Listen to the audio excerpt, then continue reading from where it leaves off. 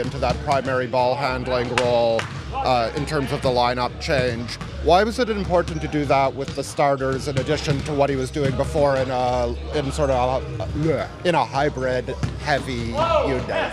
No, he was doing that. What we started doing from the start of the season is putting him in those positions with a second unit, with different lineups there, and I just felt that it's good for him to make that next step there, and that's part of the decision for us to change the starting unit there, just allowing him to see how that looks like a little bit starters and different personnel on the court. Obviously, he's a guy who has great vision, he has great passing ability, but for somebody who isn't a quote-unquote natural, like floor general type, what's the hardest thing to sort of learn on taking that role?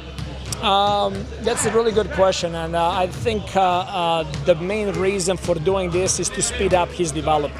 You know, when a player is really on the ball a lot, he's just forced to make all of those decisions to how to handle the pressure, how to handle different pick and roll coverages, how to set up his teammates, and I believe that he has those talents in him. I'm not saying that he's that he's going to be always full-time point guard, but I think for his development and getting him to the next level, this is very important for him. Is it sort of the organization element that is like maybe the toughest to like make sure players are in the right spots? Is that the thing that might take the longest, or is there something else? I mean, there are some natural things like guys playing in their natural positions, which is common sense, but there is also the value of taking a look at a different approach and then seeing like what we can gain there and what we can learn from it. When you say like the next step for development for Scotty is that playmaking role, is that the main emphasis for him at this moment, or is there any other area that you're also focusing on? I mean, his shooting has been being a big part of his development this year, and he's been through those first 3 games pretty consistent with it.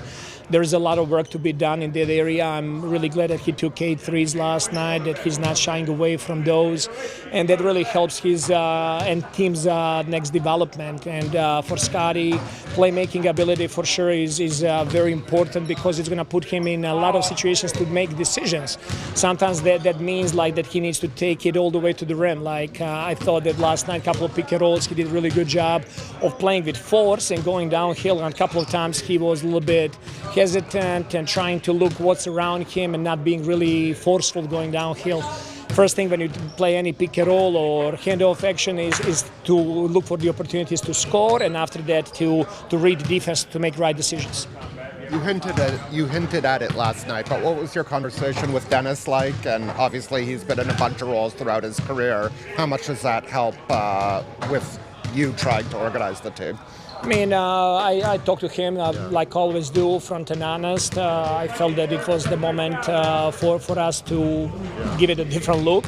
As I said to everybody, this is nothing set in stone. This is just for us to give it a different look, to see what Dennis with the second unit brings and what our rotations look like with that. And he's been a tremendous professional and he's doing a great job. I thought that he did a really good job last night. Is there anything that stood out to you that, having gone back, watched the film and kind of reflected that now you're like, oh, well, that was impressive?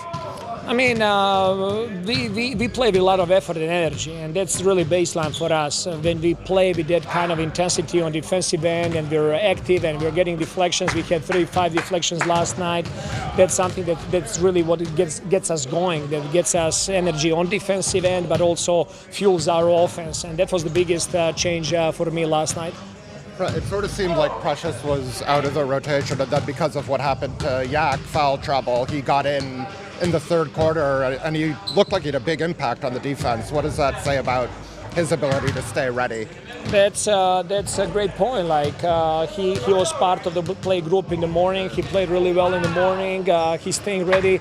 I told guys like we have a roster of 14 available players right now. So why not to take a look at different personnel and different options and see what we can learn and where we can find some lineups that work really well. And this is going to be an ongoing process. I don't see any miracles happening overnight, but it's for us to learn about our team and what we have and how we need to continue building our team in the future.